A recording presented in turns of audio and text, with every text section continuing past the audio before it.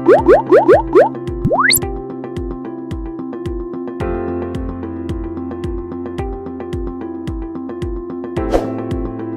digital UMKM Indonesia dengan tema Teknik Copywriting yang Menjual bersama narasumber Ki Jenderal Nasution, founder of Changcorang Hejo Group.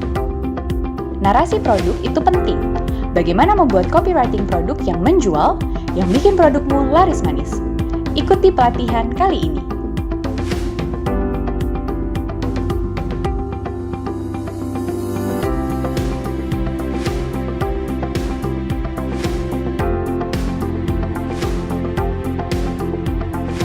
Contoh akun panutan untuk kuliner. Barangkali bisa Instagram atau website atau silakan. Saya saya jarang mantengin akun yang gitu ya.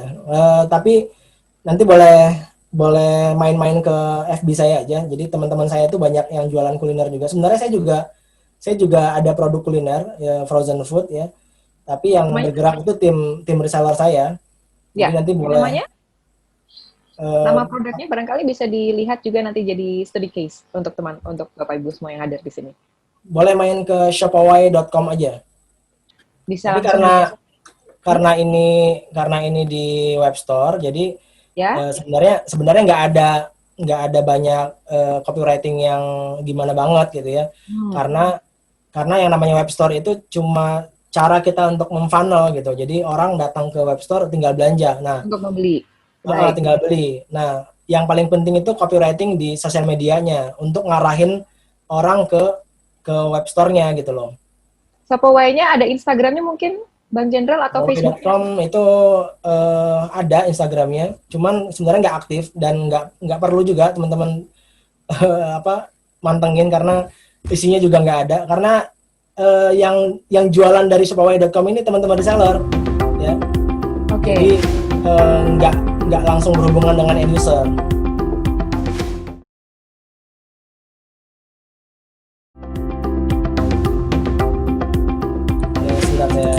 Sambil dituliskan juga ya.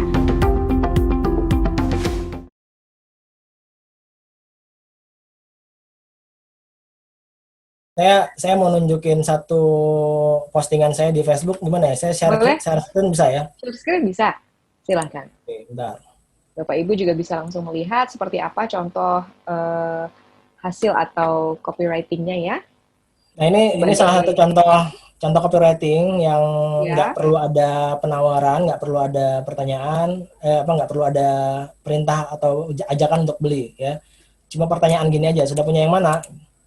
Kan nggak ada perintah, nggak ada ajakan, nggak ada penawaran untuk beli ya. Cuma nanya aja, sudah punya yang mana? Ini kan sebenarnya iklan.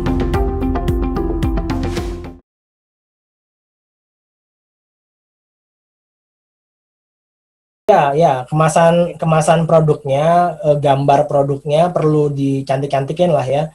Perlu dibikin menarik gitu. Tapi ya itu semuanya butuh dimaksimalkan. Jadi nggak hanya satu aspek saja ya. Jadi sebenarnya copywriting itu juga faktor penunjang dan nggak cuma itu yang bisa membuat iklan kita bisa closing atau bisa laris gitu. Jadi ada banyak hal yang perlu diperhatikan. Konten SEO friendly. Saya jujur nggak terlalu banyak tahu tentang SEO. Cuma yang saya tahu itu ketika ngomongin SEO, kita perlu membuat alur ya, membuat funnel supaya orang datang ke situ gitu ya. Nah, yang saya pakai selama ini dan teman-teman saya pakai itu menyiapkan artikel-artikel yang bagus untuk bisa funnel ke toko kita, ke web store kita. Jadi artikel ini kita taruh di web store, lalu orang datang ke situ dan otomatis orang mengunjungi toko kita. Kira-kira seperti itu.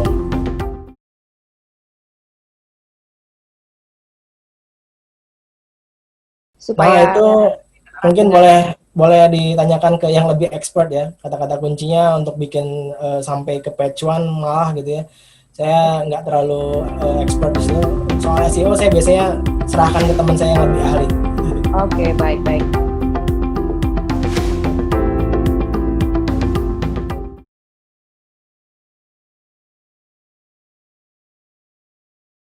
Oke, sebenarnya nggak ada aturan baku ya. Ketika ada pertanyaan harus dijawab di mana, apakah di komentar langsung atau di inbox, itu nggak ada aturan baku ya. Itu hak setiap orang ya, setiap orang punya hak untuk menjawab di kolom komentar atau di inbox, itu bebas aja. Ya silakan menghargai apa masing-masing hak masing-masing gitu ya. Jika misalnya kita pembeli dan kita nanya lalu dijawab di inbox, ya udah gitu ya, nggak usah menyalahkan si pembeli, berarti kita nggak cocok dengan pembeli itu, udah skip gitu ya. Atau misalnya kita lebih senangnya justru dijawabnya di inbox, ya itu juga silakan gitu.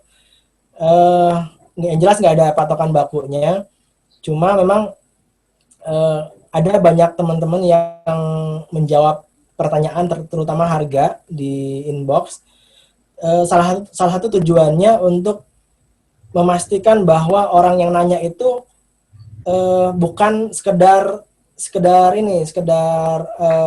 karena ada yang orang yang nanya itu dia cuma ini aja, cuma membandingkan aja, maksudnya dia kompetitor ya, cuma dia pengen tahu gitu. Nah, jadi memperjelas pertanyaan untuk produknya di situ gitu ya? Iya, gitu ya. Oke. Nah, dia kemungkinan kan dia agak malas tuh berhubungan dengan inbox gitu ya. Nah, teman-teman yang menjawab di inbox biasanya pertimbangannya gitu. Atau bisa jadi ketika mereka menjawab di inbox, mereka membuka peluang interaksi dengan calon customernya.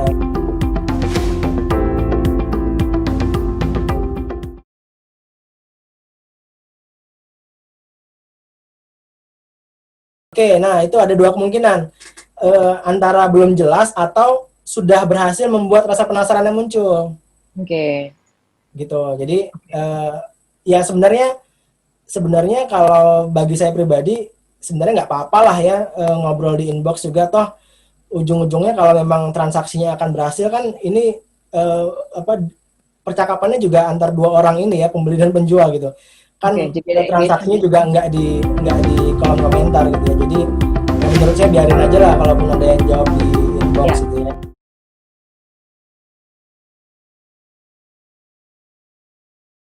Bisa, tapi itu hanya untuk awal ya, maksudnya ketika kita bisa berhasil membuat orang bertanya tentang produk kita, bertanya lebih lanjut, ada kemungkinan copywriting kita sudah baik atau sudah berhasil membangun rasa penasaran ya. Ada kemungkinan seperti itu, tapi nanti ada level lebih lanjutnya supaya nggak numpuk di inbox ini pertanyaan-pertanyaan itu adalah hasil evaluasi ya dari hasil copywritingnya tadi.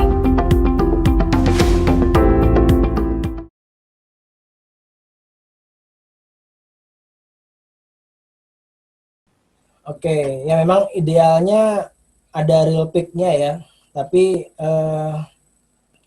makanya idealnya kita perlu punya sampel barang yang kita jual, itu idealnya seperti itu. Tapi kalau misalnya kita kebanyakan di dropship, ya mungkin kita bisa cari lah dari teman-teman yang sudah punya, kita minta real pick-nya atau kita minta testimoni dari teman-teman yang lain ya, kalau mau ya. Oke.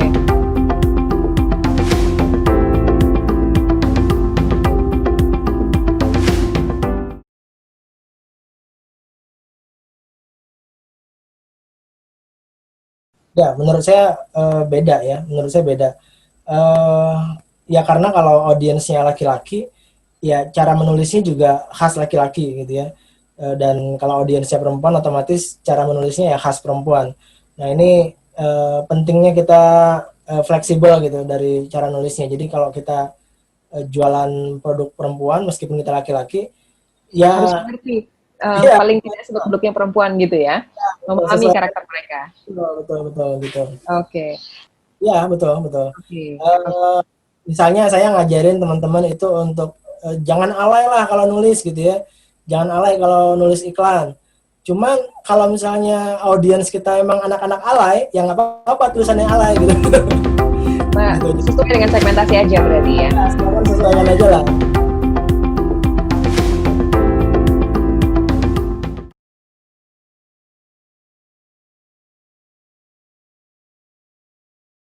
Ya, saran saya apa adanya aja ya, apa adanya aja. Jadi nggak usah menunjukkan bahwa akun kita itu akun yang gimana banget gitu ya, apa adanya aja. Eh, Cuma kita memang lebih lebih perlu untuk fokus ke value kita. Jadi value itu kan saya bilang tadi sesuatu yang dianggap penting sama orang lain. Nah, sesuatu yang dianggap penting sama orang lain itu bisa jadi keahlian kita, hobi kita, minat kita, interest kita di mana gitu ya. Kita sering ngomongin apa ya. Tadi misalnya berkebun atau ada yang ahli IT ngomongin IT gitu ya. Tadi ada yang bagus di SEO bisa ngomongin SEO di akunnya dan lain sebagainya gitu ya. Apapun keahlian kita, minat, bakat segala macam itu bisa ditampilkan. Oke.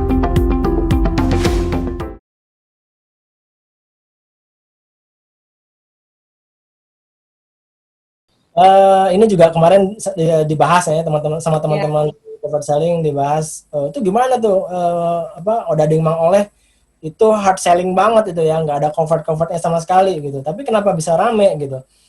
Ya prinsipnya semua iklan yang emosional ya, entah itu pakai hard selling atau pakai convert selling ya, ketika dia emosional, iklan yang iklannya Mang Ade Londok ya, yang ngomong kan Mang Ade Londok namanya ya.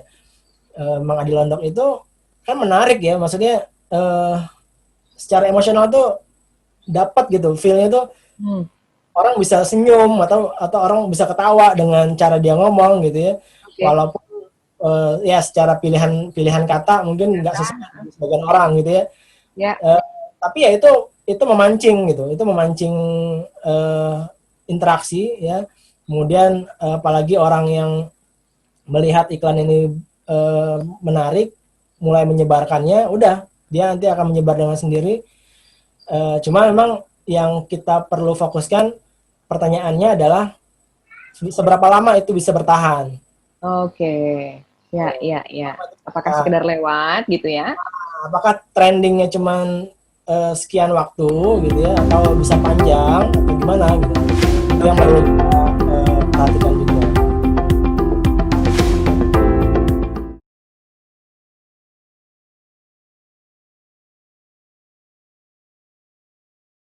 Copywriting dan content marketing sebenarnya ya beda istilah aja ya, karena content marketing ya konten tuh isi gitu ya, apapun medianya berarti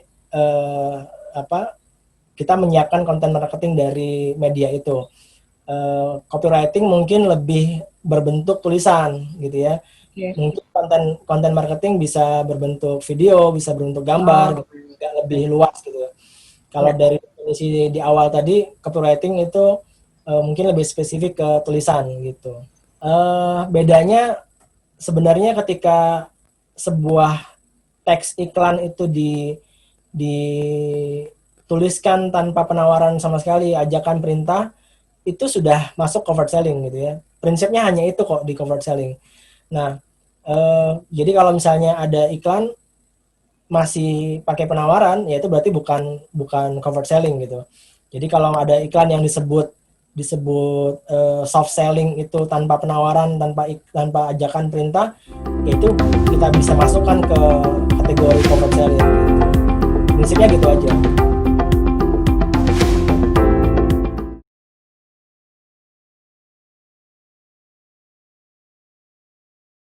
Ini memang pertanyaan yang paling sering muncul juga di kelas convert selling. Ada contoh untuk iklan ini enggak? Ada contoh untuk produk ini enggak gitu ya? Nah ini pentingnya teori tadi supaya kita bisa paham esensinya dan kita bisa pakai untuk produk apapun yang kita jual. Jadi fokus belajarnya bukan untuk produk tertentu saja. Jadi kalau misalnya kita udah paham esensinya, ya kita bisa pakai untuk produk apapun. Gitu. Mau iklan makanan, mau iklan rumah sekalipun itu bisa. Ya, prinsipnya tadi. Ya, kalau yang penting nggak usah ada penawaran, nggak usah ada ajakan, nggak usah ada perintah untuk beli, cerita tentang produknya.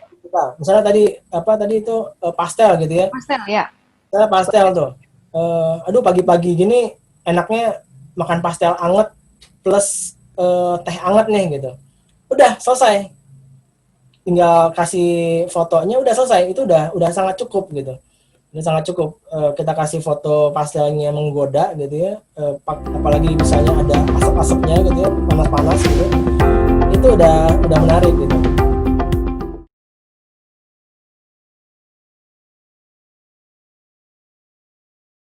Nggak usah. Ya toh nanti kan mereka nanti akan nanya ya, saya bisa beli di mana pastelnya. Nah, baru kita kasih nomor kontak kita di situ. Atau memang bisa juga dari awal kita taruh di caption kita, di teks iklan kita, nomor kita. Tapi kita bikin seelegan mungkin supaya ini nggak terkesan penawaran gitu. Jadi misalnya kalimatnya gini.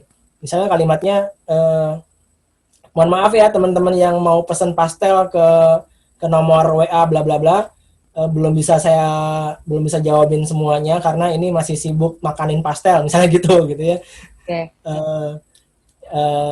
Kita udah menampilkan nomornya di situ, tapi kita nggak secara langsung menawarkan gitu ya, menyuruh orang untuk menghubungi itu. Jadi bukan bilang hubungi nomor ini gitu ya. Baik.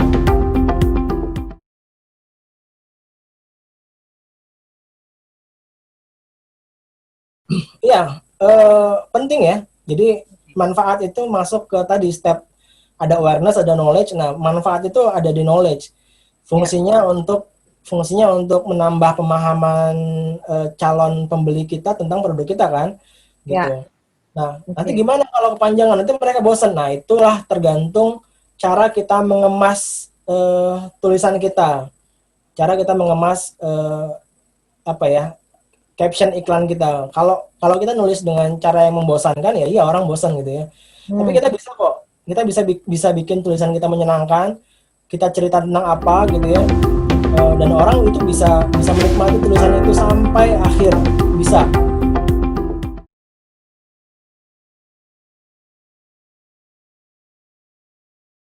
Poin penting dari penulisan copywriting. Sebenarnya ada banyak sekali cara menulis copywriting ya, ada banyak banget cara menulis copywriting ya. Saya juga nggak menguasai semua. Yang saya kuasai ya hanya convert selling karena dari awal saya terjun di dunia online, di bisnis online ya, saya fokusnya di sini aja di convert selling gitu ya. Dan teman-teman yang belajar convert selling pun udah merasakan manfaatnya. Mereka merasakan setelah pakai convert selling omset mereka semakin bagus. Ya udah, kita fokus aja di sini, nggak ngomongin yang lain gitu. Jadi kalau mau belajar yang lain ya silakan gitu. Ada banyak cara untuk menulis copywriting dan setiap cara otomatis punya hasil yang beda-beda, saya yakin gitu. Gitu. Jadi butuh jam terbang juga ya. Betul, harus coba untuk latihan dulu. Mungkin Bapak Ibu harus memulai nih ya. Kalau kata Om Tukul itu butuh flying watch. Flying watch apa itu? Jam terbang. Oh iya betul.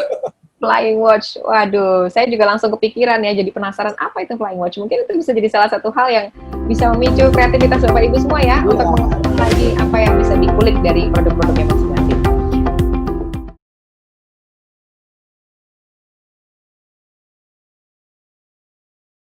Kalau di Facebook sebenarnya nggak terlalu ngaruh setahu saya. Ya, nggak terlalu ngaruh. Jadi, tapi ngaruhnya itu lebih ke sifatnya awareness saja.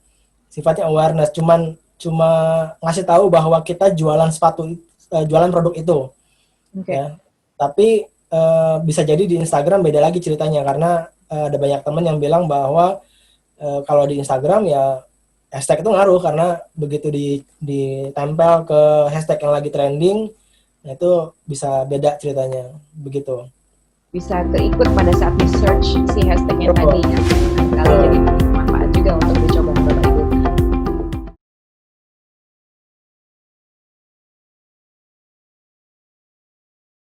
Ya kalau kita cerita tentang copywriting, otomatis kita cerita tentang online ya. Cuman memang yang ya kalau secara umum copywriting ya bisa aja offline juga gitu ya. Iya. Bisa aja offline juga. Misalnya nanti bisa bikin apa gitu ya, sesuatu yang menarik di di spanduk atau apa gitu ya, ditempel di sekitar rumah atau sekitar warungnya. Sekitar warungnya, sesuatu yang menarik gitu ya, yang mirip-mirip dengan yang saya lakukan tadi gitu ya, yang kira-kira bikin orang apa ini gitu ya, apa nih kok ada iklan nasi Padang di sini gitu.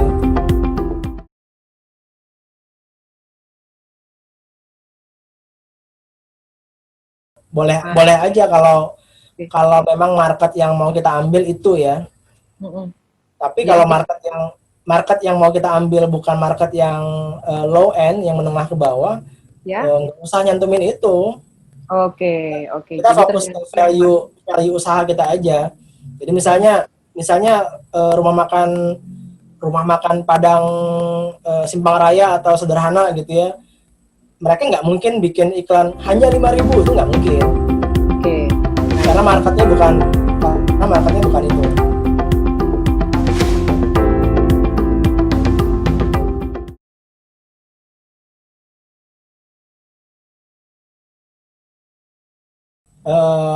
Kalau yang saya tahu, kalau misalnya mau pakai iklan berbayar, tulisan itu nggak boleh lebih dari 20% gambar ya. Jadi ini misalnya gambar, si tulisan itu nggak boleh lebih dari 20% porsi gambarnya. Tahu saya gitu. Cuman kalau iklannya bukan iklan berbayar, ya bebas aja, nggak ada aturan itu. Tidak lebih dari 20% dari keseluruhan gambar. Itu kalau iklan berbayar ya. Lebih dominan ya. Oke, baik kalau begitu.